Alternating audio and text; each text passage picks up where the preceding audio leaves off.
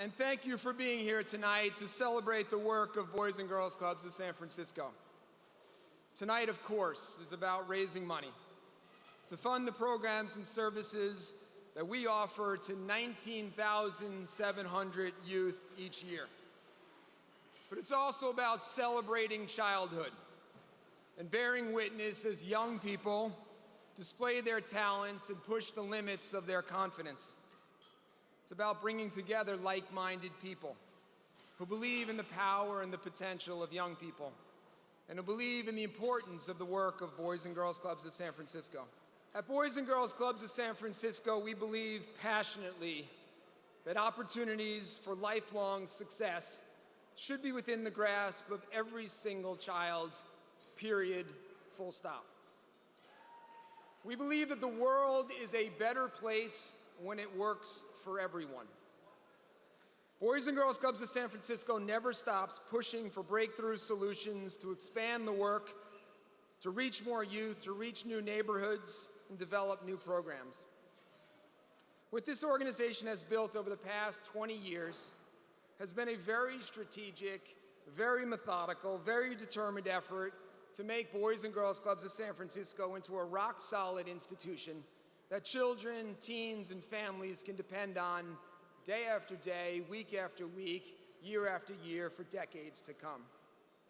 Today we have 14 locations, 8 traditional clubhouses, 4 sites and schools, Camp Mendocino, and we run a city park in the Tenderloin.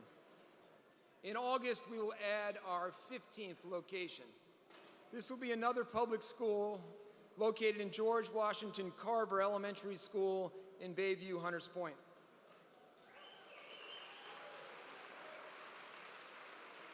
Currently, each day we reach 1,703 youth. Each week, 2,385 unique kids.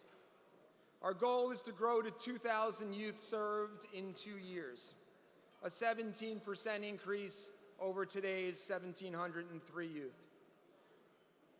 Most sites are open 225 days a year, and you heard Spencer say that our Don Fisher Clubhouse is close to 260 days a year. The scope is impressive, but not nearly the story. The 8 youth you saw at the end of the video are the story. The 52 youth that participated throughout tonight are the story. For us, it's always about breadth and depth, high numbers of kids served and individual kids' lives. At Boys and Girls Clubs of San Francisco, we unleash the power and potential of people. When young people are confident and when they see a path forward in life and a place that they fit in, they make decisions that support a healthier lifestyle for themselves and their communities. They choose education, they choose leadership opportunities, and seek job skills that they know they need. They steer clear of a destructive path and choose a path to a bright future. Potential is realized, not wasted. But while our work is focused on young people, our impact is broader than that. We support parents, as you saw in the video, allowing them to go to work, sometimes in a second, third, even fourth job. We help them build their own skills and confidence for raising their children. We expose other adults in our city to each other through board roles, individual and corporate volunteer opportunities, and community events. We inspire empathy and understanding where too little, too often exist. We allow people to see and experience problems and injustices that they might not otherwise notice. Depending on your level of involvement with this organization, we sometimes and often put you on the ground in neighborhoods. We have you grapple with the complexities of an organization that works every day in communities that hide their most beautiful attributes behind a hard exterior that comes from broken promises, failed services, too many young lives lost, and always on the horizon, more disappointment. I'm very comfortable saying that when someone truly engages with this organization, when someone really digs in and gets to know the staff, the kids, the families, they develop a deep admiration and true understanding that what we do works. And it does. From national winners in fine arts, dance, and basketball, to gold medals in swimming, to national program excellence recognition, to world-class partnerships, college and high school scholarships, individual awards, high school graduation, and lifetime success. It works.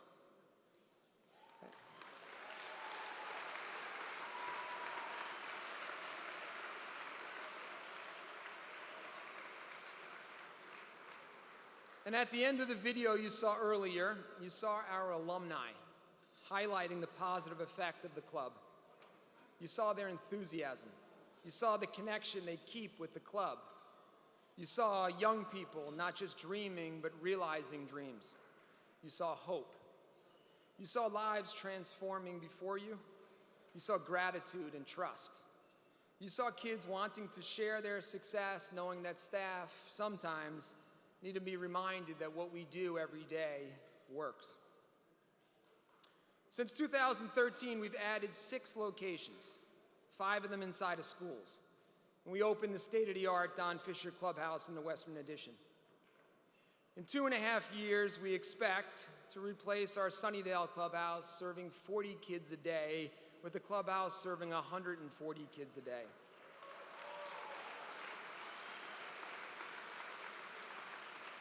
We'll do so in partnership with Mercy Housing.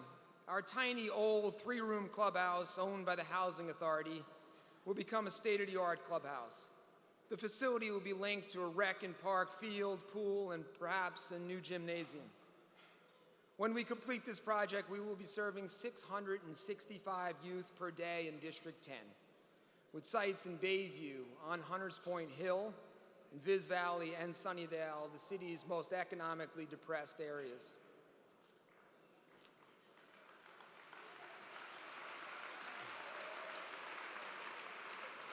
I firmly believe that our nation needs to change in some big ways. We need a reboot. It is very clear that too many people across this nation are being left behind, that human potential is being wasted as dreams go unrealized and as hope gives way to despair for too many. 1 in 3 children in this country grow up poor. We rank 36th of the 41 wealthiest countries in the world for child poverty. 6.1 out of every 1,000 children die, child mortality. A child born in the United States is 3 times more likely to die than a kid born in Japan or Finland. 43 million people in this country live in poverty. 43 million. And if you read about the poverty level, it's the wrong metric, and some people think that number approaches close to 80 million. Adjusted for cost of living, California has the highest rate of poverty in the nation, 20%, according to the LA Times. Why do we allow this to be so? Why is there anything at all that is partisan about tackling these problems? I believe that as a society we will continue to come up short if we don't rethink the investment it takes to meet some of the incredible social challenges that we face, and the investment it takes to meet the very important and very ambitious missions of our best nonprofits.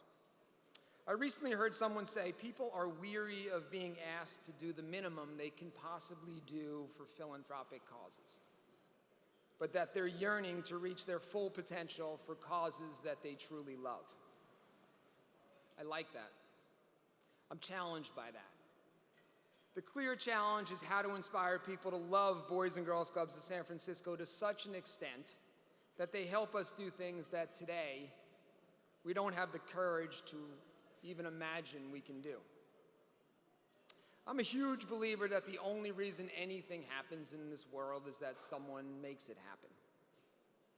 So I invite you all to do something extraordinary for causes that you love. Of course, I'd love it if that cause was at-risk kids, and I'd love it even more if the organization was Boys and Girls Clubs of San Francisco. But forget that for a moment. Do something extraordinary for something you truly believe in, and do it for no other reason than to make the world a better place to live in. I've said many times that our gift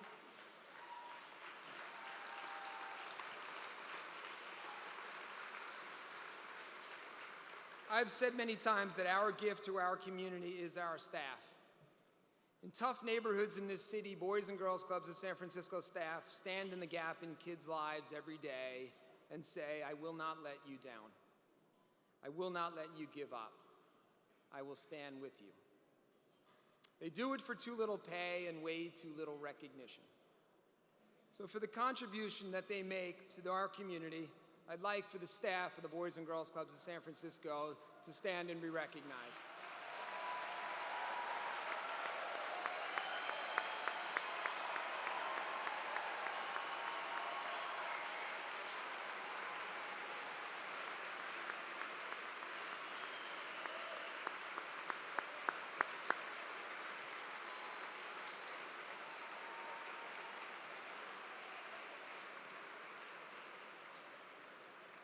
So I want to conclude tonight with a personal story.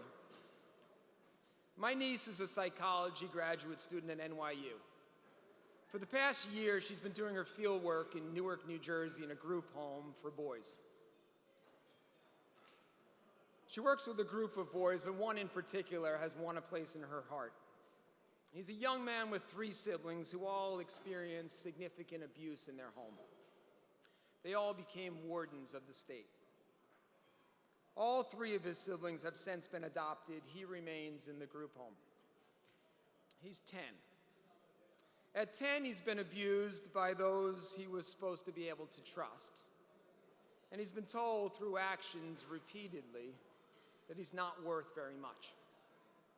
Imagine how a 10-year-old feels. Really, imagine it. I've heard empathy defined as having the courage to see each other's pain, be willing to stand in the presence of it, even when it becomes uncomfortable. Last week, my niece had to separate from him as a professional response at the end of her semester. She was devastated. My 4-year-old daughter, Melina, heard my wife and I talking about this, and looking up with her big eyes and her very precocious manner, said, why doesn't the little boy just go to the Boys and Girls Club? Millions of kids in this country who need a Boys and Girls Club don't have one, and thousands of kids in our community who need a Boys and Girls Club's experience don't get one. I feel honored to be president of Boys and Girls Clubs of San Francisco, and I always have. I thank you all for believing and caring, and I thank you for ensuring that the best days of this 127-year-old institution continue to lie ahead of it. Thank you.